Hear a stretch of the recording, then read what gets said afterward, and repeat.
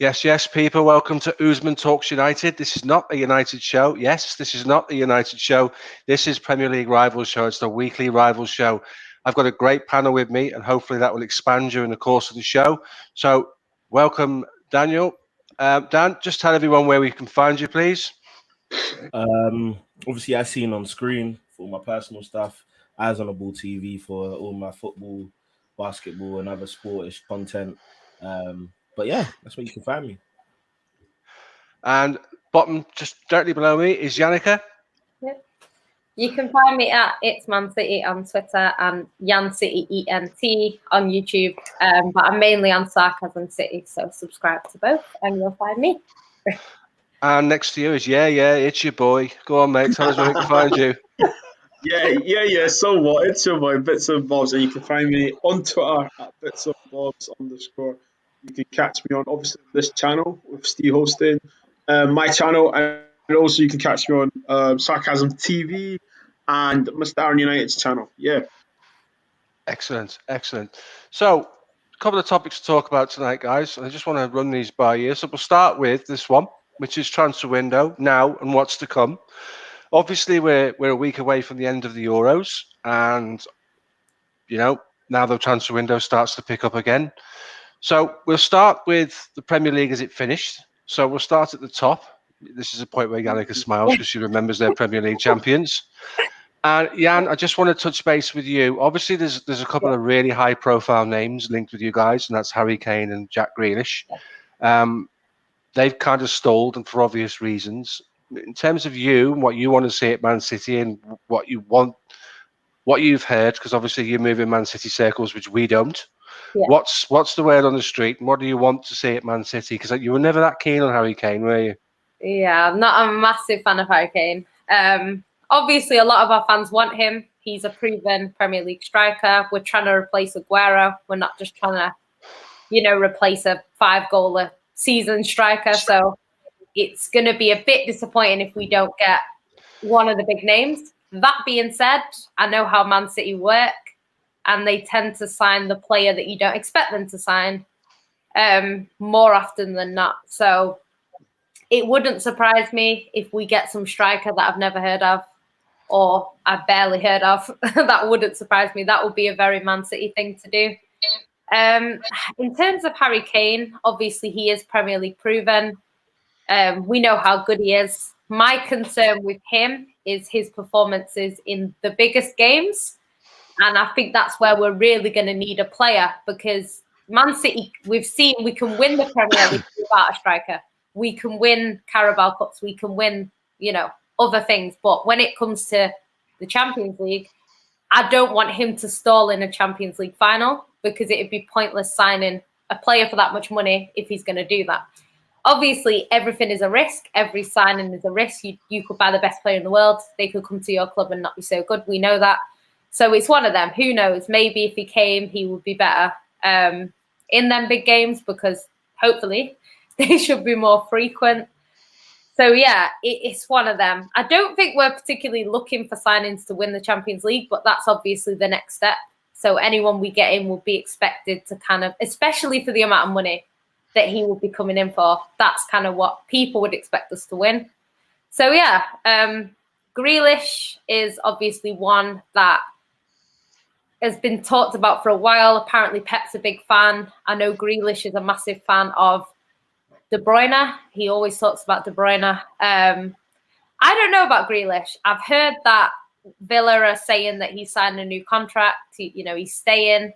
But they did say that about Fabian Delph about a week before he joined City, or a month before he joined City. So I'm not so sure. Them as a club are obviously going to say that, because they don't want their fans to start kicking off. So they're going to say that. Apparently, sources close to Man City say that they've agreed with the player, and it's just between the two clubs. Yeah, it kind of, sorry to cut you off, Jan. It kind of smells like the Gareth Bale Real Madrid deal. Remember, Tottenham bought all the players, spent all the money, and then they announced it. So they got is it Guendouzi? Is that how I pronounce it? Guendia? Is it Guendia? Aston Villa signed. Yeah. And they're looking for Emil Smith-Rowe. Similar type of players, young, enthusiastic. So it seems like they're like, right, we know we're going to get this money. Yeah. Let's spend it, and then we can allow him to go. Because I think it's going to take more than two players to replace him. You're going to have to bolster on different positions. And the Harry Kane thing, listen, Harry Kane's a loser. I'm putting it out there now. Listen, I'm telling you, he's a loser. I know. And that's, I'll let you finish. Sorry, I'll let you land. But yeah, no, I'm not a fan of Harry Kane, as everyone knows. But yeah, I think Grealish, I would quite like Grealish. He's a player that I think will get better under Pep, and he's already one of the better players in the league. So yeah, I would like to see him at City. The only thing with Villa is they're actually one of the richest in terms of how much money the owners have. So I don't think they have to sell. So it would probably be Grealish kind of saying, I want to leave to challenge for whatever, or to play in Europe, or whatever excuse he gives. I think it would have to be that. I don't think they would say, oh, we'll sell Grealish. So yeah, we'll have to see what happens with that. I'm not so sure. I know what Man City are like. They'll be linked with Tom, Dick and Harry and then sign someone completely different. So we'll have to see what happens. Obviously, we need a striker. We can't let Aguero go and not sign anyone. So Agreed. Dan, off the back of Jan's comments, Harry Kane, do we think Harry Kane improves with better players around him and they can give him enough to get over the line? There's no more improving for Harry Kane. Look, I understand people's qualms about Harry Kane. I have my reservations. My dad, big Arsenal fan, has his reservations to Harry Kane. Obviously. He even called me. Yeah, no, in fact, he called me after the. He called me after the final and said, "Daniel, you see, I told you." It was just a funny conversation, but yeah, he doesn't need to improve anymore. You put Harry Kane in that Man City team, and his legacy becomes solidified. He's a quality striker. I mean, I wouldn't put him in the same cat as Lewandowski, but I'd put him at the bottom of that cat. So Lewandowski's number one outright best striker, but I think Kane's number two. Like, I really think Harry Kane's number two. Just what he provides. Pep will beat that dropping deep out of him. It will get beaten. Nonsense. Out of him. Absolute nonsense. He will sit on the bench if he doesn't listen to Pep. So, yeah, like it will get beaten out of him for sure. I think maybe rephrase the question then.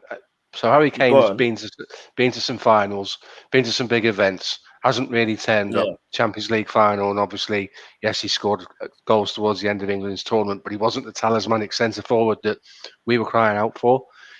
Does the mentality at Manchester City bring him into line with the winning people, the winning mentality, the likes of De Bruyne and that who've had success, the likes of Sterling who's had success, the likes of those guys, the Gundowans of this world. So changing the club mentality, does that bring more out of Harry Kane? Not in terms of being a footballer, but right now everyone in this room could question his mentality, the psychology around what he is and how he plays.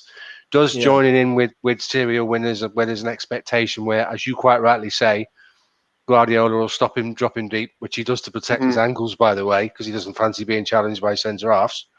Is there a case to say that playing with those players changes Harry Kane's mentality and makes him even more dangerous? I think what it does for him, what Harry Kane is fighting for, or if he is anyway, but what Harry Kane should be fighting for is his legacy. In Harry Kane's view, how does he want to be remembered as a footballer? Because I think Harry Kane does have the mentality. I think he's just not, and it sounds harsh, but he's just not good enough to be or carry a poor team to a trophy, for example. Do you know what I'm saying? Like, he's just not good enough. And there's nothing wrong with that. Not many people can do that. Like, for example, Didier Drogba wasn't the most prolific strikers in the world. But when it mattered. No, yeah, exactly. That's what I'm saying. So when it came down to it, though, big finals, big games, that was his bread. That's what he loved. Not everyone can be like that. And there's nothing wrong with what Harry Kane does. I think now being in a team where ability isn't on him, which would be the case in Man City, he'd elevate as a footballer. And I think it's his legacy. Like, I think, Steve, you know better than me. Alan Shearer, for example, I think personally, when you talk about overseas credit, he doesn't have the same amount of credit as he's given in the British press, for example. Alan Shearer is seen as one of the best strikers we've ever seen in our lives. Like, but overseas in Spain and these other European countries, if you talk about British strikers, I don't know if Alan Shearer is the first name that comes to mind. And They say Harry Kane, Lineker. yeah, and that's obviously because Lineker's gone abroad and whatnot. Yeah, and yeah. he's done. Yeah, do you know what I mean? But Harry Kane, I think, has the ability to be number one of all the British strikers, and all he needs to do that is go Man City and get some trophies under his belt, be a contributing factor to that as well, which he will be. And Is he gone? Oh, we're having a wobble. All right. Well, whilst Dan sorts out his gremlins, Bob, I'll come to you. Yannicka also touched on Jack Grealish. So are we saying if Jack Grealish decides to sign a new contract at Aston Villa, instead of going and working for Pep Guardiola for mega bucks with a big transfer fee over his head, is that a lack of ambition? Yes, I think. Do you know? Listen, this is my opinion, but I think Jack Grealish is probably England's best player, as in talent and as in being able to take a game by the scruff of the neck. Yeah, I just think he's the best creative player. He's England's best creative player. We saw the little cameos he got in the Euros. If he stays at Aston Villa, you know, gone are the days Steven Gerrard, one club, man, about that. There's only certain clubs you can play for to have a good crack at Champions League football, proper European competition. Now, with all due respect to Aston Villa, yes, prestige, big club. We know the trophies they have won in the past. But the modern day Aston Villa is not going to compete with Man City. And also, you have the chance to work with, if not the best manager, one of the best managers that's a serial winner. Are you trying to tell me you're going to pass that up to be having coffees with John Terry in the cafeteria? Do you know? No, I think you're right. Do you know what I mean? Like words in that. Do you know what I mean? So I think his ambition. I think we all know the story. He's a Birmingham lad. He spotted Villa, blah blah. But when does that become okay? It's a story. Do you know what I mean? This is you have to be in football. You need to modern day football now. You need to be selfish because if they don't sign Jack Grealish, they're gonna go sign someone else. Do you know what I mean? So he's got to take this chance now, and I, honest to God, think he's going or he's gone, because I just thought my ears perked up when I saw it on Sky Sports News. Aston Villa signed Buendia, and they're trying to smell. I was like, wait a minute, like you've already got Jack in that position, and then that's what I said earlier. They've probably they know the money's going to be there with Jack. And to conclude my answer to your question, Steve, we all know he's going to play every game at Aston Villa, but this is Manchester City, mate. Do you know what I mean? Yeah. You've got to give yourself a chance. If you really fancy yourself, you know what I mean, you need to go take the chance. Because I tell you right now, Man City are going to compete for titles, regardless if Pep is there or not. So you either 100%. want to be on that side, or you want to watch them midweek in your living room. Do you know what I mean? That's the way I see it. 100%. So before we come to you, Bob, to do a little bit on Manchester United, I'm going to put a question to all of you, and I'm going to do it in a number format. So number 11 means Jack Grealish should play left midfield wherever he plays for, and number 10 means what it says. I personally think whoever gets hold of Jack Grealish should make him a number 10.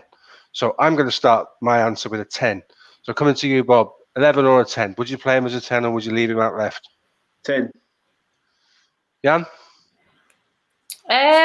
I think he's probably better as a 10. I think he will be replacing at Man City if he does come, Bernardo Silva. And Bernardo Silva does move about a little bit. So I think he will move about a little bit. I don't think Pep will keep him in one position. But I think alongside sort of De Bruyne, will probably be where he is. Cool. Welcome, Big Gunner. Nice to see you sorted your camera out, my friends. Good to have you on. We're just talking a little bit about Man City. Jan's given us the breakdown of what she wants to see transfer-wise. We talked about their two big targets, being Harry Kane and Jack Grealish. We're finishing up with Jack Grealish, and obviously you've just heard me put a question to the panel. Should he be a left midfielder or should he be a number 10? if you're talking for Man City, I would say left midfield, to be honest. Okay, Um, cool. just because I feel like the players that they've got, I would prefer to not that I would prefer to see them play, but I think Foden and Kevin De Bruyne are going through that number 10 role.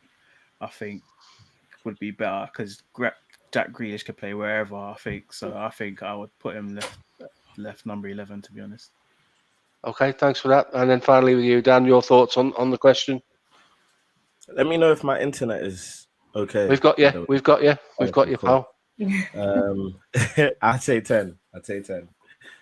Yeah, so that's 4. That's 4-1. That's pretty conclusive. So for this benefit of this one, Big Gunner, you've been outvoted. So coming to you, Bobz, I want to just run the same thing through you. Obviously, United are doing a bit of business early today.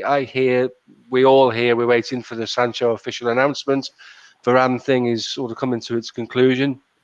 Another name that I've heard today that United are in advanced talk with is Kieran Trippier. So coming to you with regards to where you're at now, where you're going to be and where you want to be, give us your rundown of Man United, mate. You can sign every single best player in the Premier League, but with that manager, listen, you can have the best food in the kitchen, best ingredients, and still have a shit cook. So to me, listen, that's the Ollie slander started. Look, the Varane thing, I'm old school. Unless he's showing the scarf and I see the arms and it's the golden bar sign on Sky Sports News that he signed, I'm not interested. The Sancho one, listen, he's still not signed. They've not announced it. Okay, we know it's the formalities and stuff, and they're probably just looking at how they're going to promote it. The PR, because we know we're PR United. Transfer wise, look, Kieran Trippier is a weird one because we've seen Atletico Madrid say that they want at least 30 million. So we're going to pay 30 million for someone that's potentially going to play half the games this season. It doesn't make sense. Look at the age. We come up with a stupid slogan, Man United: brave, young, and courageous. There's nothing brave, young, and courageous about Kieran Trippier. Do you know what I'm trying to say to you? Yeah. Listen, he's a competent defender. Okay, he's done well. He went to a club where probably suited him. He'll probably do more defending than being on possession. They've won a La Liga. So, listen, he's coming back to England as a champion. To leave Spurs, you win a medal. But anyway, so, I had to get that in there. But with the transfer targets, I'm still worried because, with the Varane deal, why is it only Man United after him? Right? And I dare say we had this before with Sergio Ramos. Varane is 28 years old, 1 year left in his contract. And listen, guys, we all know football at that age, the next contract is going to be a big 5-year deal. It's going to be big bucks, okay? Kieran Trippier one, I think I can see Kieran pushing that because he's from Manchester. He's from that area. He's probably wanting to get back to England. We all know most of these English players get homesick very, very quickly. Can I see that happening? Probably 60-70% if Trippier throws his toys at the pram. But the thing about Man United, common sense isn't common right now. You look at the squad, it's crying out for a DM. But Man United, obviously, I've told you this before, Steve, the most easiest, simple decision is always the last one made. Now, don't be surprised if they turn around and say that Jimmy Garner is going to get added to the squad. And Solskjaer came up with some bullshit story saying that we're going to play 2 8s and 1 holding. Why is it taking you like nearly 3 years to come up with that? So for me, Kieran Trippier, it's all right. You know what I mean? He can probably pass forward better than Wan-Bissaka. It's not a major upgrade. If Varane comes, listen, by that logic, does he complement Harry Maguire? Yes and no. However, the thing about Varane, and I said this to Aaron, I said, Varane got shook by Swiss strikers like Dranovic and all of them, yeah. Like, you know, we always say, "Oh, can he do it on a cold night and stuff?" But like, the Premiership is very physical, very physical. You know, and when I look at Varane, I feel like Varane wants to wear some silk shirts. He doesn't look like he wants to get down and dirty and physical. Do you know what I mean? He looks like a guy that just likes to chill. So we'll see with that one, but it's definitely an upgrade on Bailly and Lindelof. So just before you carry on, we've gone back to what Varane wants to do in the silk shirts and all that, and I get that. Why would he want to roll his sleeves up and have a fight? Fact of the matter is, for Real Madrid, Ramos is your ball winner, and Varane is your pace around the ball winner because Ramos has never been exceptionally quick. He's just been a particularly aggressive central defender. Yeah. You could almost make an argument to say we know Harry Maguire isn't quick, but we also know Harry Maguire is your phase one ball winner. So in a roundabout way, it's like for like, but obviously Harry Maguire's no upgrade on Sergio Ramos, that's for sure. But if you slot Varane in alongside him, Varane's job will be bits and pieces, won't it? It'll be to pick up second balls and things. And he's got the physicality. Now, there's a lot of people out there at the moment calling him out as a pace merchant, and that's all they're saying. And that seems to be a repetitive. That's a little bit unfair. You don't get to where you've got to in your career without being a little bit better than that. There's people saying he would come to the Premier League and be on a par with Van Dijk and Diaz. My personal view on that is you've got to do a year in the Premier League against all the things the Premier League has to offer, because that is very different to La Liga. For a start, the pace of the football is 2 or 3 times quicker. La Liga is representative of South American football, as we all know, and it's very slow until the final third, then it accelerates. So in terms of Varane, he's got to come and prove it. Like Diaz came and proved it. Like Van Dijk stepped up, proved to be the catalyst to change Liverpool's fortune in terms of the Premier League. So the capacity for him to be in the top 2 or 3 central defenders in the Premier League, absolutely, that's there. We know what his abilities are. We know what his strengths are. It's very different when you can't trust the 2 guys who are sat in front of you, and that's the point you made about the number 6. Exactly, so, and that's what I was saying. That's what I was just saying.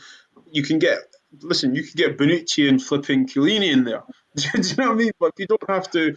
People forget that the ball has to come through that way. You know, you've got to be able to trust what's in front of you. Unfortunately, we don't. And listen, whoever says that he's a pace merchant, which is Ryan, we both know who that is. If he's watching, I hope you get well soon, little bro. But listen, he can obviously play football. I think, like, I don't know whoever watches La Liga here, but when I've watched La Liga, you know, he had a good season with Militao, yeah. But for me, I was just thinking, when he played with Ramos always looked like the better defender. And I'm thinking, this is where you should be commanding, you know, like, have you been learning? But as you said, it's a compliment, it's a partnership, Steve, you know, like, first phase one winner, he'll be picking up the bits and pieces. So we shall see, but Steve, you know me, in the group chat, I don't get excited until, you know, no. It's really. But listen, make no doubt that he will be the best defender at the club by the shadow. And I hope, you know, this is me being a bit, what's it called, split personality. I hope he does come, because for us to boast that kind of player potentially could attract a certain Frenchman to sign a new contract. No, do you know what? I think. Sorry, Dan. Go on, mate. Go on. Oh, no. Very quickly. I think what I was saying is, I agree with you. I mean, you get a guy like Varane. It's all about the pedigree. I mean, he's got 4 Champions League. Regardless of what you might think of him, I think it's a great signing. You always want the best, and he is one of the best available out there. I think the question is really and truly that adaptation, man, and that's really what it comes down to. I mean, his last 2 visits to England, he's been particularly poor.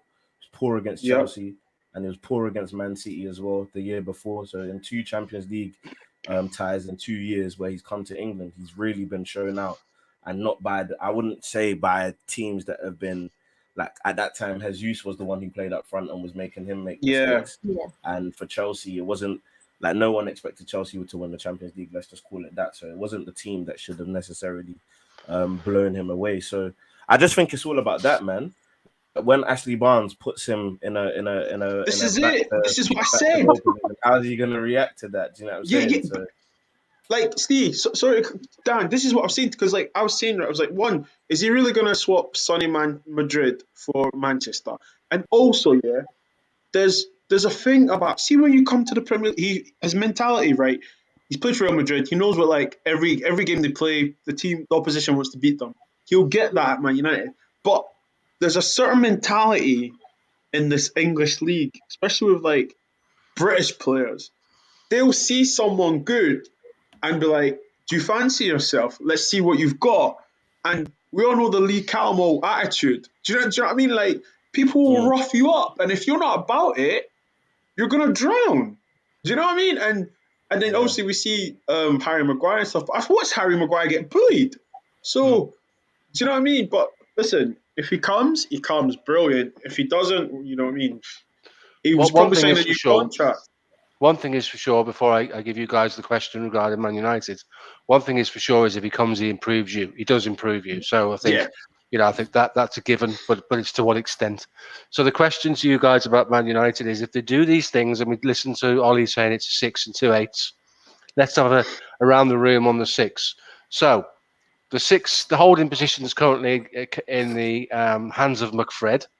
So what we'll do is we'll break McFred down into Mac and Fred. Okay. Now I want you guys will go around the room to tell me which one of you were a Manchester United fan, and you are a Man United fan, Bobz. Do you go with Mac or do you go with Fred? So we won't start with you, Bobz. We'll start with Jan. So he's playing 2/8, a 10, or an advanced midfielder, if you want to call it that. Which of the Mac and Fred gets your 6 shirt? It's a difficult one because I think Fred looks all right for Brazil. I actually don't mind Fred. I'd probably go with Fred, even though I don't know if he's the best for Man United. But I think as a player, who's actually the better player, I would say it's Fred. Okay, cool. Dan? Come on, Dan. Who are you going with, Mac or Fred? Neither, if I'm honest. You've got to pick one. Don't do that to me. Come on. You've got humor me, man. Humor me. You've got to go with one. They're both not good enough, man. But nah, look, Exactly. if you have to pick, if you have to pick,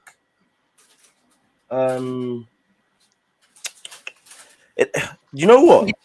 I hate to be difficult, but it actually depends on how you want to.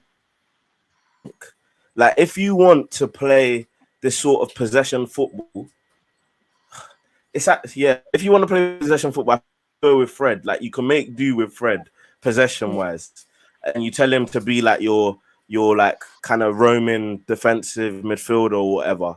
But I feel like if you want a bit more solidity and just like, I think presence, you go with McTominay because he's taller and whatnot. Like he's got. Okay. I can help you. Yeah, and I'll help you make that decision now. If you look at what Manchester United do at the moment, and in particular what Harry Maguire does at the moment, is he steps out 30, 40 yards, and he's involved in the building of the play down the left-hand side. So let's press pause on the television, have a look at that scene where he's on the edge of the opposition's box, trying to get Luke Shaw involved, trying to get Cavani involved. That breaks down. Who do you? Because that's going to happen. Yeah. Who do you want there, McTominay or Fred? Shall I tell you why that's a tough question? Go on. Because McTominay as a centre back isn't that bad. Like when he plays for Scotland and Bobz, you can attest to that. He didn't have the greatest of tournaments, but a lot of people have said if McTominay was a centre back and converted into a centre back, he'd do a much better job because he wouldn't be required to pass long range. So truth be told, yeah, for Scotland he plays centre back. Yeah, and you know about Steve Clarke anyway. When he came to training, Steve Clarke said you're centre back. Yeah. So Yeah. Do you know what I mean? And Steve Clarke is a serious coach. So do you know what, Bobz? Do you know what, Bobz? Keeping it simple, if I was the manager, I'd have McTominay. But considering how I know Man United will play, I'd go with Fred. For me, yeah. Oh, sorry, Steve. I beg your pardon. No, I'm going to come to you in a minute. Bobz, before I come to you, have a look at Usman's comments and just digest that and think about that as a possible scenario when I get to you. Yeah. So, can I come to you, Big Gunner?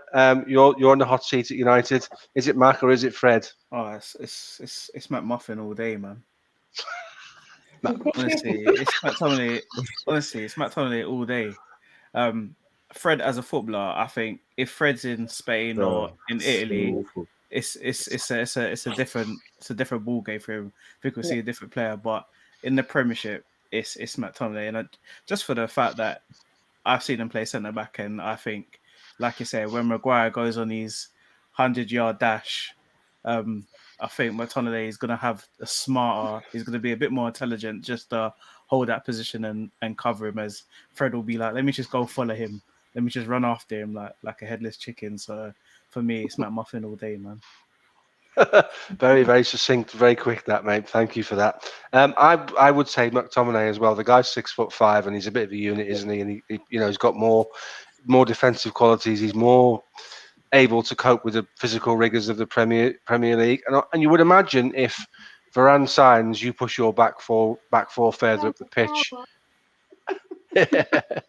And try and utilise a high line and use Varane's pace to cover. So you'd imagine United do that. So I would go with McTominay as well. So now I'm going to hand it over to the big man, the Man United fan in the room. He's got 3 to think about now because Usman threw in the comment about Van der Beek in that position. So Bobz, floor's yours. You tell us what you think. I think we could say get VDB in, but as a 6, none of them control a football match. And then when you take it into what Harry Maguire does, you go into the what ifs. So if we do lose possession, who's more likely not to be physically bullied? And it's McTominay. Recovery pace, I think McTominay's actually his pace is quite deceiving, actually. He does cover the yards. Fred's a better technical footballer. See, when you first asked the question, in my head, I said it's a tie. They both lose. Literally. But I think here, if I'm going by how my centre-backs play, I'm going to go with the Scotsman because I just think Harry Maguire is going to lose the ball and he might overplay it. And physically, I trust Scott to get back a lot quicker than Fred. If we said to Scott, listen, don't go past halfway line, sweep up everything. When you get the ball, pass it to someone else. That's your job. Scott can do that. So yeah, Scott, man. Fair enough. Someone says just get Camavinga. Another thing, I'll just quickly touch on that. The thing with Camavinga is, guy's 18 years old. So to sign him and make him the saviour of Manchester United's midfield problems would be almost cruel. That's far too much pressure for a young man.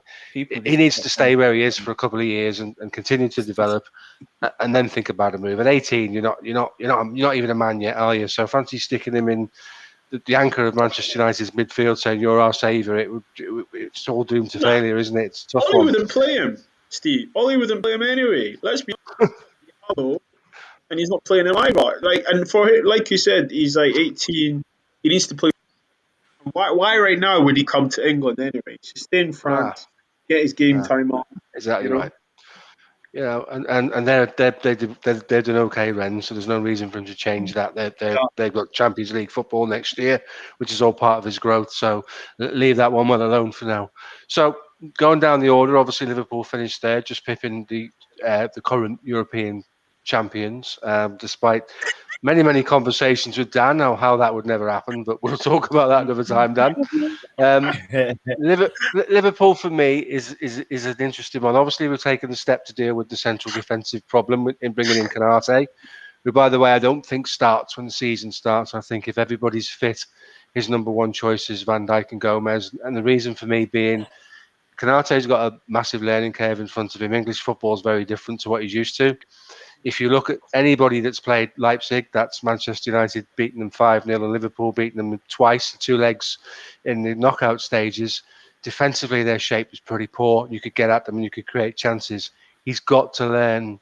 The Liverpool way. So I don't see Konate starting. I think Matip or Gomez will start ahead of him. In terms of our midfield, obviously we've lost Wijnaldum. He's gone to PSG for the 3-year deal he was crying out for and a £50,000 pay rise. So best of luck to him. The man was great for us, and I can't knock him. We do need to replace him. Is Saul Niguez the man? Possibly. I think, like Bob says before, when these players get to a certain stage in their career, he signed a 9-year deal 3 years ago, so he's got 6 years left on his deal. 2 years ago, it was inconceivable that Sal would ever be offered to anybody. He was the fabric of that Atleti side. So something has happened. He's either fell out with Simeone or his form's come off the rails completely. I favour someone in the mould of a Ronaldo in terms of the physicality, because I don't think we're changing our system. I don't think we can. I don't think we're in a position to change the formation because we've just had the Euros and don't have enough time to work with the players. So I think we'll go with the solid three across the middle, with Fabinho sitting and Henderson being your right ball recycler, and it's who plays on the left. Thiago physically can't do that job. So we do need to recruit. And then I would like to see us bring in somebody up front. I would like to see somebody come in up front to give some competition. I think Jota is a direct challenge to Mane. I had hoped Jota could play through the middle. I'm not so sure he can. I think he's a left-sided forward. So that was me doing a quick round robin on Liverpool. My question to you guys for Liverpool. Go on, Bob. Steve, yeah, just like obviously you're talking about Saul there, right? And I think we all know Liverpool are going to kick on. I think Liverpool can pat themselves on the back with the finish they had. With all like the interruptions they had. But like you said, you don't think you're going to change the system. So why do you think Saul Niguez has been linked to you guys? Because when you look at him, and I watch La Liga, guys. I don't know if you guys do it. He doesn't really come across as the profile Liverpool would go for. So when I read it, I thought, well, this is interesting. I mean, and like you've got Thiago there, so we know what's going to happen. Some games he's going to come and control the game, but we know the initial approach. So why Sal? Because I disagree. I don't get it. I disagree. Do you think so? I think for Liverpool, it's the perfect profile. I mean, look, at the end of the day, you can never replace Widge. Widge offered something that I think very few players have in terms of perfect blend between attack and defense, where he was a cam for the Netherlands, but he played a slightly different role for Liverpool, which really helped Liverpool. But if you speak to a lot of Spanish experts and whatnot, what they say about Sal is he finishes like a forward and defends like a defender, if that makes sense. But he's a midfielder all in all. So if you think about what Liverpool do with their midfield, and a large part as to why Thiago hasn't been successful yet, because Thiago is someone who is part of this, is a system rather than fitting to a system. Saul can come in and fit to Liverpool system, because if you think about how close Liverpool midfield are in terms of the spaces and whatnot, Saul fits in perfectly to that as well. He can cover for Robertson if need be, and also provide an extra body if need be. It just depends on how Klopp wants to use him, and I think he's got the tools to be kind of remolded. Klopp remolding Thiago is never going to work. So Klopp needs to figure out a way to make Thiago fit as part of the system that he currently has. But with Saul, I think he can really remodel with him and really, like, I call him Play-Doh. You can really change him about in that. You know what I'm saying? So, okay, does he start for Liverpool? Yes. I'll tell you why. Go on. No, because I'm just, listen, we haven't spoken in a while, so I'm just trying to put my head. Henderson, Fabio starts, obviously, so you've got the one position there, you know. So is Thiago going to be a bit player now, or is he going to be that player that comes on last 30 minutes? He will. He went before he signed for Liverpool. He's never done 30 games a season. He had a baptism of fire playing for Liverpool in a team that was stretched all over the place because we were putting square pegs in round holes. And at times he didn't like. He enjoyed it. When Fabinho stepped into the back four and we went with something that was equivalent to almost a double pivot, and excuse me, and Thiago sat slightly in front of that, he started to control games. I agree with Dan. It hasn't taken off for Thiago at Liverpool. It was a strange signing. I always felt like we signed him to stop anybody else having him. He really didn't fit in with our midfield at the time, and I think if everybody had stayed fit, he wouldn't have got anything like the game time that he got. So in terms of Sal, what does Sal bring to Liverpool? He brings a bit of creativity. He would be our only left-footed central midfielder. So picture the scene. You get the ball, you're being closed down, you're playing in the left side of that midfield, you're a right-footed player, and you need to hit Mane, who's off and running. That's a lot easier to do with a left foot than the outside of a right boot. So in terms of making the passes in the right times and the right places, and those of you that have been on pods with me before will know I always say for expressive footballers to do their work, you have to give them the ball in the right place and at the right time. I do believe a more naturally left-sided player would certainly be stronger fit in terms of feeding the ball into the left-hand side of the front three. Okay. So yes, but we say he defends like a defender. Yes, he does. He's part of a Simeone system, which is arguably the most at times negative and defensive system in Europe, but ridiculously effective when they need it to be. So not to discredit it, it's very rigid defensively. So he would be able to go with Klopp's press and counter press. He's scored 29 goals in 240 appearances, so it's just a little over 1 in 10. That's not a massive return, but it's not a massive return in a predominantly defensive side as well. So True. I don't know whether we would see an increase in his goals at Liverpool. I just can't help but think it's done to engineer something. It can't be a new contract because he's 3 years into a 9-year deal. Who gets a 9-year deal? The only person I ever know who got a 9-year deal was Alan Pardew as Newcastle boss. You just don't do those things, do you? So, it's a crazy thing to do. It looks like the path to Barcelona has been shut down by Barcelona because they don't believe Saul for Griezmann is a fair swap because they think Griezmann's a £100 million player for some reason, which clearly he isn't. And then now switching their attentions to swapping Griezmann for Felix, which, Jan, I know you like Felix and would like to see him at Manchester City. Yeah. But that seems to be where that swap deal for Griezmann is heading. So that still leaves Saul in a precarious position where he's been offered to somebody as a swap for Griezmann. So what are him and his agent? His agent's Jonathan Barnett, I think, the guy who deals with a lot of the guys in the UK. Where's his mind at in terms of his future at Atleti? You would think he's looking at the exit door. So this whole experience where we've been told, no, you can't have him because he's going to be swapped, then, it's one of those situations. I think it's on the cards. It is possible. It's 40 million quid, which is nothing for a player of that ability. You look at you guys, the fee for Sancho at 73 million. If you'd bought him last year, it was 108. So we are dealing in reduced numbers in terms of transfer fees. I think everybody in this room who's ever watched Atletico play and seen the effect that Saul has on them, 40 million's a steal. It really is for a player of that ability. Isn't it? I mean, we all know the Spanish release clauses anyway, so we don't even probably know what that was. Bonus question for you guys. Does anybody know what Eric Garcia's release clause is going to be at Barcelona? I know. See if you do. I heard it was something ridiculous. Stupid, didn't it? It was 250 mil or something. Was it 500 or something, wasn't it? £455 million. That's absolutely manager numbers, isn't it? They used to do that on Football Manager, so you couldn't sign their players, man. Yeah. Then you sell them for like 45 million. Yeah. Absolutely. Well, they've got to get rid of 200 million, haven't they? Or they can't register anybody, and that includes Aguero. So, and the likes of Umtiti and Pjanic have both turned around and said, we're getting big money here. Pjanic is on about 320 grand a week at Barcelona. I'm going nowhere, sunshine. I'm going to be the new Winston Bogart. I'm going to sit on your bench or in your reserves and take my money. And why not? At the end of the day, they got greedy and they offered him stupid money. He's got every right to fulfill his contract. So, and to be fair, if I'm right, they pushed that deal with Pjanic. Yeah. Why? I don't know. It was such a stupid deal, man. He's the slowest Cam I've ever seen. You could put Harry Maguire in a 10 shirt, he'd still be quicker than him. You know what I mean? He's one of those. What's his name that went the other way I just thought he was a better player anyway.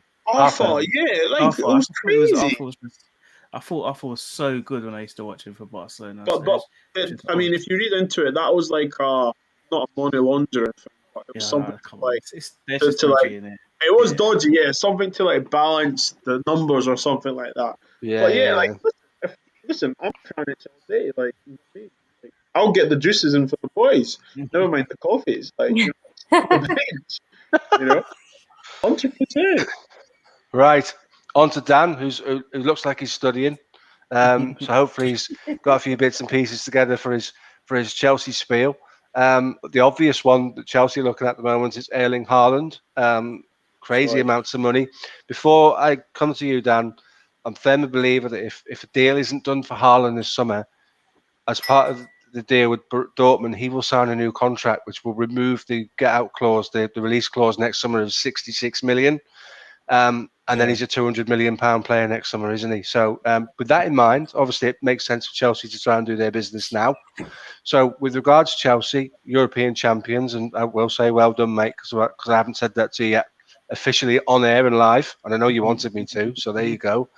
I hurt that, did that really hurt? But coming to you, Dan. What did Chelsea want? What did Chelsea need? And what do you want to see?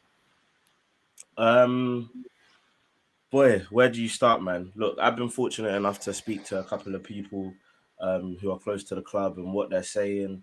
I don't really. That's why, and really and truly, just this summer transfer window is why I've decided, just a little career thing. I do not want to be a journalist. I just hate the whole industry. I just don't like it, and it's just not. It's not interesting. It doesn't appease me at all. But anyway, fortunate enough to speak to some people. Haaland deal, like everyone has heard for like the millionth time. I'm even tired of seeing Haaland on my timeline now. If Chelsea want to pay, the Chelsea can pay to get Haaland in the range of 150 to 170 mil. If they don't pay that money, Haaland is staying at Dortmund. Simple as. It was a bit like Sancho. Man United have to pay 100 between 100 to 120 mil. They don't pay that. Not happening. Especially if we get to the last week of the window. No, even if we do pay 170 million, apparently they won't accept that. So there's a deadline, there's a time on this. Chelsea need to act fast because there is a time to move on from Haaland. If you don't want to pay the money and you want a striker, you need to start looking at other options. And I don't think we've really looked Lukaku's a very prideful guy, and we did it when he went to United. If we spend all our resources trying to get Haaland and we haven't even spent enough time grafting and putting in the work for Lukaku, he won't come. He will say, he'll why? piss off. Yeah, literally. No, he literally will. And he's done that before. So for me, it's a thing where Chelsea must, in their heart of hearts, think they could get Haaland, because I've never seen us graft so long for a player and then end up not getting him like the whole summer. Yeah, it is a huge transfer, but hey, we'll see what happens with that. So the striker thing is a big and major issue. Obviously, we had the second highest chances created in the league after City. We had the second highest XG in the league after City, but we missed a lot of big chances. Werner, most big chances missed in Europe after Lewandowski. Difference is Lewandowski has the output. Big game players miss a lot of big chances, but they also score a lot of big chances. And Werner currently doesn't do that. In terms of other transfer news, Declan Rice, again, he's been mentioned 50 to 60 million pounds. Obviously, it hasn't really picked up steam because of the Euros, England getting to the final and whatnot, but he's another person that the hierarchy have just admired. And I think Tuchel has warmed to Declan Rice as well. This has not come from me. This has come from, I won't like name drop on air, but apparently there's people in Declan Rice's camp that Dan, where does he play? Where does he play? Because that's rightly so, Kovacic is being lauded as a Ballon d'Or candidate because his season's been tremendous. Kovacic, where does Kovacic, as everyone's banging on, not Kovacic, Jorginho, my apologies, has been banded around as a potential Ballon d'Or winner. And you've got Kante alongside him. Rice isn't an upgrade on those two, so why spend the money? Because he's English and the hype. Your guess is as good as mine. Declan Rice is a neat, good young player, but that's it. Like he's not. But better that's than any it, of the, though. He's not better than any of the centre mids we have. He's just not, and he doesn't bring anything that they don't already have, in my opinion. Exactly. Jorginho reads the game far better than Declan Rice will ever read the game. Correct. Kovacic carries the ball. Kovacic carries the ball out better than Declan Rice will ever be able to bring the ball out under pressure. And Kante is, I don't even need to speak on Kante. Like, Kante is Kante. So when you got Billy Gilmour on loan to Norwich, like, you bring in Declan Rice, Billy Gilmour comes back next year. What happens with him? If Tuchel was still in charge. So the Declan Rice move, look, Chelsea, they're when it comes to transfers at times, especially when we win a big trophy, you just can't explain it. Like you really can't explain what we end up doing in the transfer market. And if we don't get Haaland, we've fallen short of expectations in the transfer window, if you be honest. And like not that I'd be worried, but it's like, where do you go? Because the next step is competing, trying to challenge Liverpool, who we anticipate will be back, and ultimately Man City, who are the Premier League champions. Chelsea want to win the Premier League again. Only way you can do that is strength in numbers, but quality strength in numbers, not just buying a £60 million player to sit on the bench. Like that doesn't make sense. So hey, I'm not sure, but Haaland and Rice are the main two deals in the pipeline. So we'll see what happens with Chelsea. Okay. Interesting. Question for the guys in the room about Chelsea. Left side of your attack next season could be Timo Werner. And I know people will say, man, the guy doesn't score goals. We know he was wasteful in front of goal. That's an understatement. What he did was keep everybody honest. His runs were really intelligent. In the Champions League final against City, he was making runs that kept Manchester City's defenders in their own half. When Manchester City stepped forward and played football in your half, you're in trouble. What he did was keep him honest for the entire game. And I really like his intelligent run. And you know what? Sometimes it's worth sacrificing a goal for a man that has that ability to stretch teams and allow you to play your game of football because he's ridiculously quick. And once he gets a yard, you're not catching him. So I'll start with you, Big Gunner. You're Chelsea gaffer. First game of the season. Do you go with Pulisic or Werner at left side of midfield? Assuming they bought Haaland, that is. Assuming they bought Haaland, I would say Pulisic. I get the Timo. I think Timo starts if Haaland isn't there, obviously.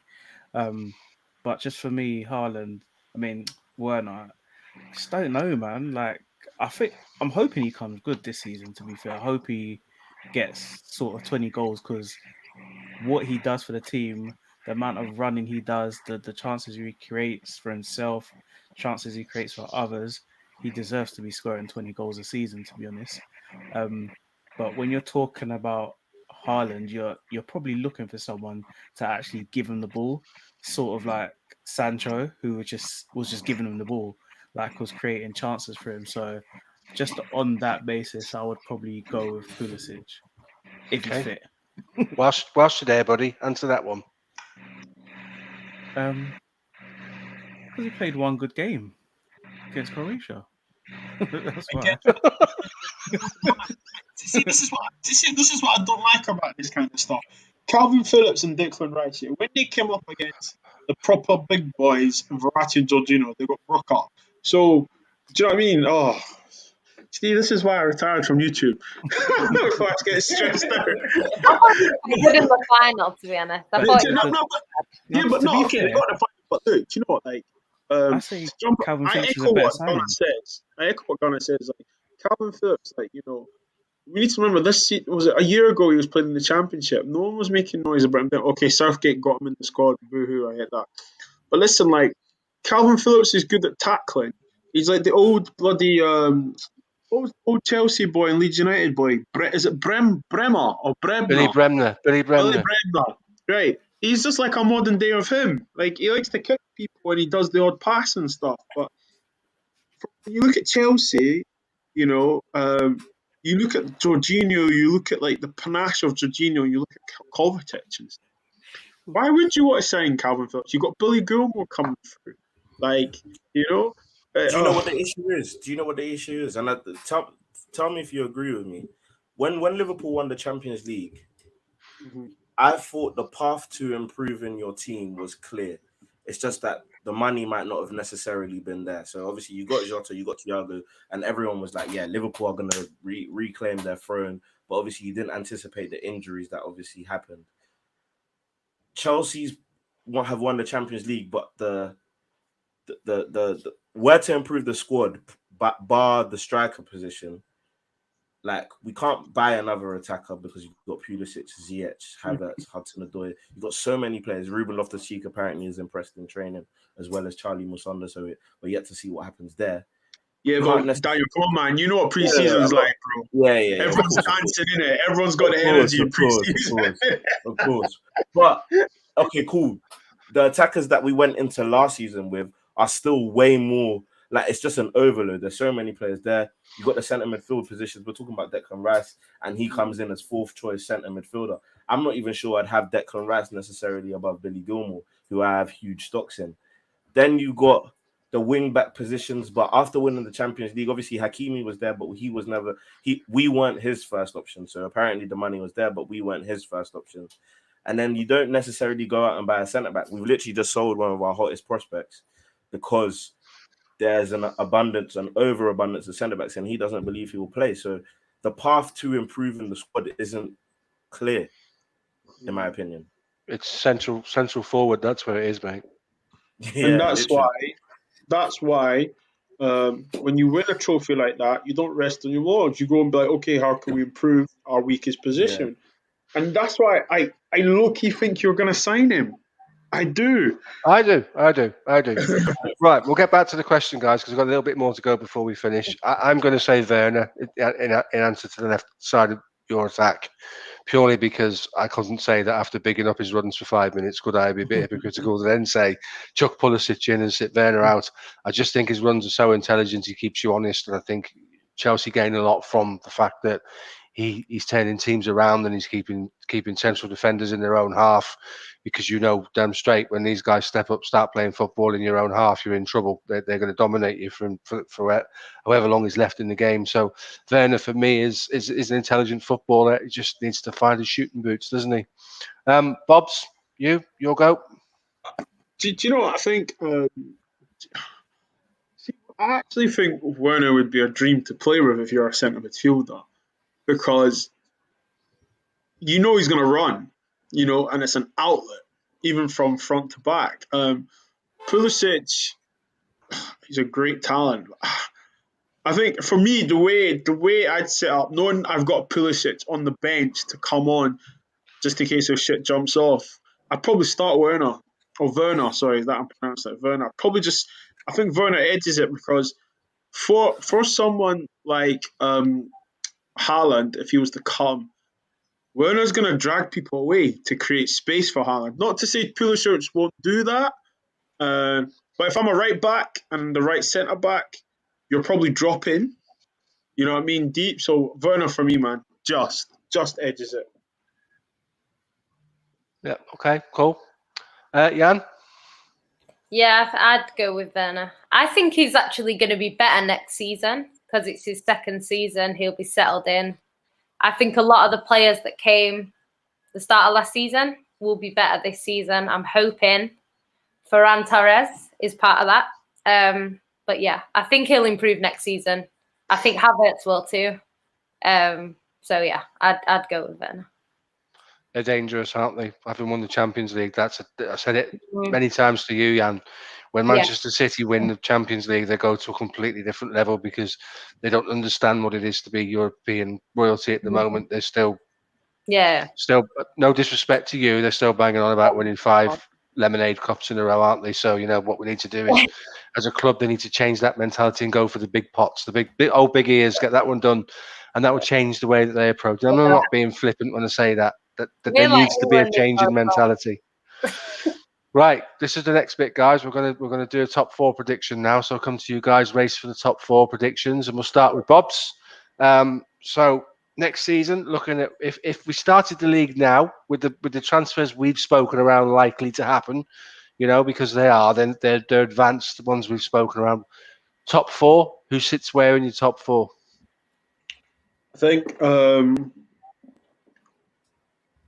I think Chelsea win the league. Much as I honestly Dan. God, Dan's made up there, Bob. You've made Dan stay there, mate.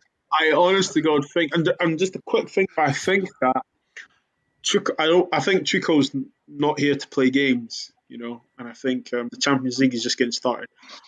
Man City will be second. Oh, yeah. Man City close second. They'll give Chelsea a good run, and then for me, it's going to be Liverpool. Fourth place. I'm going to say Manchester United because of what the question was. If the transfers were to go ahead. Yeah, I'm not confident that we'll even make top four, but yeah, I'll just put them in by going by the transfers that if they all go ahead with what we've said with every club individually, yeah, fourth. Cool. Jan, over to you. As current champions, where do you see the top four next season? It's difficult because I thought if Chelsea get Haaland, they'd win the league, but I think it depends on who Man City sign. It's also harder to retain a title. So I think for that reason, Man City might finish second because they might go all for the Champions League now, especially getting to the final and losing it. They might kind of go for that. So yeah, I'd probably agree with Bob's order. I think if Chelsea don't get Haaland, I think City win it again. Hopefully. Hopefully we do anyway. But yeah, I think it'll depend on Haaland. Personally. Cool. Okay. So we've got two Chelsea title winners in the room already. And now I'm going to come to Dan. So this could be rubber stamp number 3, couldn't it? So your top 4, please, pal. Who are you going with? Yeah, you already know where I'm going. If we get Haaland, we will win the league. I don't care who anyone else gets. I honestly just believe that even if Kane goes to Man City, Man City's issue was never scoring goals. It was just about, like, there's other things to it. Fernandinho's getting on as well. I just don't think Rodri has his days where he's good, excellent. I like him as well. He reads, another one who reads the game, a technical player and whatnot, but I don't think he can fill Fernandinho's boots. So I just think with the system that we currently have, Haaland like tips the scales with our system because he takes about 50% of the chances we were missing. And like I just think a lot of people weren't watching Chelsea. We missed so many chances, game in, game out. We were missing sitters that were basically killing us. So I think Haaland solves that issue. So that's if we get Haaland. But so if we get Haaland, top of the league, I think City finished second. I think Man United finished third, and I think Liverpool finished fourth. Just because everyone's expecting Mane to come back, Van Dijk to come back. First of all, I think Van Dijk doesn't come back the same player just because it's an Achilles. Achilles injury is probably the worst injury in football. I think in football it's easier to come back from an Achilles than other sports, but hey, or was it ACL? It was an Achilles, ACL. But what we'll Yeah. say to you is Chiellini did his ACL at 35, and the guy's doing overlaps in the 117th minute in a Euro final, mate. Then again, Van Dijk's game is predicated on his pace. A lot of it. He is good at reading it, and I will give him that. But I think he does not rely, but his pace helps him be that outstanding defender. So until I see him become one of these defenders who can read the game, I will refrain from saying he comes back the same guy. But yeah, I think Liverpool finished fourth, so that will be my top 4 if all the transfers go through. Cool. Well, not really, because you put Liverpool in fourth, so not so cool. Big Gunner, over to you for your top 4, fella. Well, as the teams are right now. Yeah. The teams now. Okay, so hang on, just let me preface that with the transfers that we've seen. So Haaland to Liverpool, Varane and possibly Trippier to United. We're looking at Kane and Grealish potentially going to City because they're still very keen on those guys. And we've just got a work permit for Awonyu after 6 years, mate, and he's a beast. So through the middle up front, mate, that man's going to make some waves, I tell you. So you take those things into consideration. Obviously, Canate signed for Liverpool too. So based on all of that, where you see a top 4? If we're talking about legitimate transfers that have gone through at the moment right now, I would say Liverpool to win the league, Man City, Chelsea, then Man United. If all the transfers go through, then I'll be saying Chelsea, Man City, Liverpool, then Man United. It's going to be tough because, like I say, I've been saying it for the last 2-3 seasons. I think whoever signs Kane and whoever signs Haaland, those two teams, they automatically win the league. But if both of them are coming to the Premiership, then that kind of, coming to the top teams, that kind of throws it out. I don't honestly won't know who, but I think Liverpool are going to come back come back strong. The way I think everybody was looking at Leicester, looking at Spurs, looking at West Ham, but Liverpool was just doing what they were doing quietly, and then got into the top four, and everybody's like, wait a second, Liverpool in the top four, and they had obviously the horrendous injuries. Like I say, we don't know what's going to happen with Van Dijk. I think one thing that's on his side is that he's a bloody athlete. Yeah. A lot of footballers are not athletes like what Van Dijk's an athlete. So in terms of coming back, the only issue you would probably have is, will it happen again? That's the only sort of thing. I don't think I would be worrying about if he's going to get back to his best. I'll just be worried about if it's going to actually happen again. But based on that, I don't think Klopp would let. Obviously, I know injuries played a big part, but I don't think he can let what happened last season happen for 2 years running. I don't think it's in his mentality either. They've always needed another big centre back, and they've gone out and got one. Now it's just about if you can find a replacement for Gigi, then it's going to be on. It's going to be on because Man City have lost Aguero, so they're actually weaker. They're weaker than what they were last season. So it's going to be interesting. If all of the transfers go through, then it's going to be tough between Chelsea and Man City. But just based on what I've seen from Haaland, I'll say that Chelsea will pip it. Cool, thank you. I think it's hard to look beyond the guys who make the big moves in the transfer window. I think if City get Kane and Grealish, and that's like £250 million worth of transfer fees, isn't it? That's ridiculous. That would make them a completely different animal. I think in terms of my own club, those players coming back will make such a difference in terms of the psychology of the players. Putting central defenders at central defender positions, allowing the pace of Konate, Gomez, and hopefully Van Dijk, because a patella injury is different to an ACL. So Gomez shouldn't have lost any pace from that, but that is a horrific injury. You basically could remove his kneecap. That's how bad that was. So we should be pushing our back four further up the pitch. Will allow our midfield to engage with our front guys. We'll be able to press and we'll be able to play with the system. But the most important thing, touch wood, is we get fans back in the ground, because that was massive to us. That's absolutely ridiculous that we didn't have fans in the ground for 12 months, because there's no way we lose, no disrespect to these guys, there's no way we lose the way we lost to Chelsea, there's no way we lose the way we lost to Everton, there's no way we lose the way we lost to Manchester City at Anfield if you've got fans in there, because they don't allow it. They don't allow teams to become that passive and lack intensity and not be up for it. You know, surrendering that game for me against City, the 4-1 at home, we surrendered our last chance saloon for the title in that game, and it was. I have to say, it was embarrassing because we didn't put up a fight. I know Alisson helped with a couple of not sort of errors you'd expect him to make. They contributed to the game, but that was not Klopp's Liverpool on that day. There was vital ingredients missing, and it's the fans, the 12th man. I know it's lots made of it, but it's true. It is true. You only have to look at the comments that away players make, and like Mourinho and Wenger. There's a thing that's done the rounds there where they talk about Anfield and the fact that it elevates the Liverpool team, and they kind of suck goals in, and you're in trouble when that happens. So I think Liverpool will make a much better fist of it next season. We're not going to go and spend £200 million. It's not going to happen. I mean, we haven't got the money that City have got. We haven't got the money that Chelsea have got. We haven't got the spending power that Manchester United have got, because we just don't run our business that way. So it'd be interesting.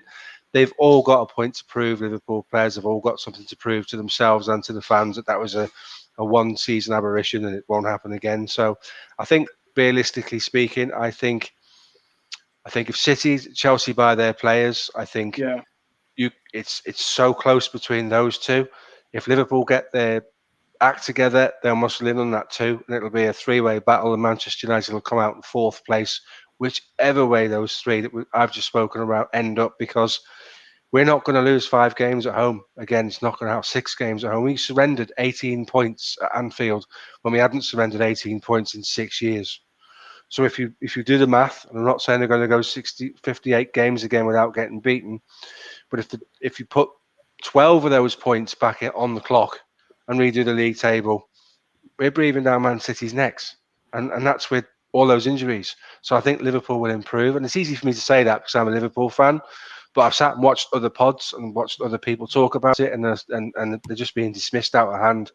And I don't think you can do that because they know how to win. They know how to win. So they'll be back. But the guys spending the money, if City get Grealish and Kane, I fear for even if Chelsea get Haaland, I do fear for the rest of the Premier League, because Kane will get Messi numbers at City. Absolutely, because they create those chances and he'll take them.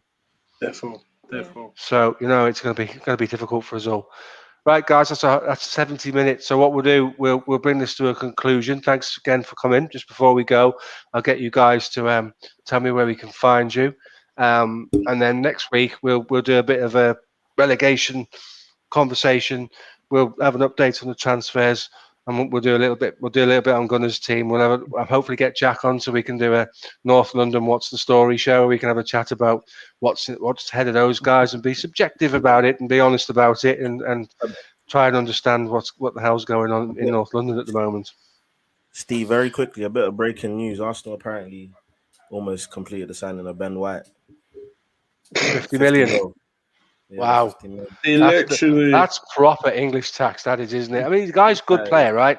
But he can sit at the base of his midfield if you want him to, and I do think he'll grow and he'll improve. Like with transfers, it like the cost doesn't bother me anymore because it's what that player is worth to your team. Like, we would all laugh at Harry Maguire being £85 million, but at the end of the day, if Man United felt that he was worth that to your team, that's what it costs. Like, we've got Griezmann and all of these people going for ridiculous money, but it's just essentially like that's just the way football's gone. So 100%. Is that the sort of player we need right now? I'm just interested to see how he goes from a back three to playing in a back two, and possibly even becoming like, when you say you have your number one centre back and your number two centre back. He's number one. He's going to be the number probably one. number one, yeah. He's going to be the number one because Gabriel is good, but he's not a talker. He's not a leader. So he's going to be the number one centre back, which is worrying for me. But we'll see how it goes, isn't it? I think just touching on Ben White, he's quick. He reads the game pretty well. He was sensational on his loan spell at Leeds. He really did help them get to where they got to. He can sit at the centre of your midfield, which means he's a baller as well. He can play football. We will laugh because of the transfer fee, because it's English tax, but he's absolutely what Arsenal need. He's an up-and-coming, young, quick centre-back. I was unlucky not to feature more in the Euros. So that's a watch, wait and see for me. I think he'll turn out to be better than those who will mock the transfer fee. I'm not suggesting anyone in this room is, but Twitter will melt down this evening about £50 million for him. But he might well prove to be worth it.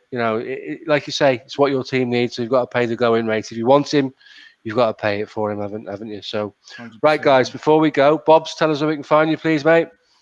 On Twitter at @bitsbobz_, and YouTube channel. I am coming out with my sabbatical, and you can find me in Bits and Bobs on YouTube, and the Bits with Z and the Bobs with Z.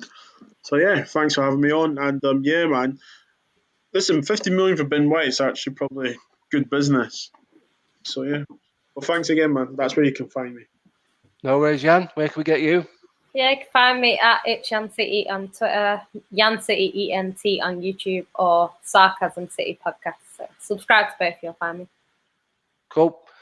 Dan, where can we get you, fella? Find me at Champions League Champs. Oh, here we go. Nah, I'm joking.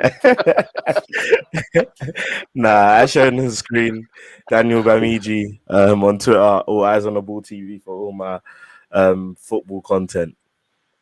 Excellent. Go check all of those channels out because they're really good. And go check Big Gunner out too. Big Gunner, where can we get you? Yeah, it's just the Away Days on YouTube, and just type in Big Gunner on YouTube and Twitter. You'll find me just probably cussing some racists. mate, keep up the fight. It's not the colour of the skin, it's the colour of your soul, mate. And there's some bad people out there, isn't there? So don't ever give it up, mate. Don't ever stop, will you, fella? Listen, follow all these guys. I've been on each and every one of their channels. They're all top guys. They all know the football. Follow them individually and follow their channels, please. And if you haven't followed this one, jump onto YouTube, give us a like, pop a subscribe on there and get the weekly updates. This has been Rival Weekend Review. And we'll have a look at it again next week, and we'll break down what's happening at the other end of the table. So for those of you that joined us, thanks again. Good evening.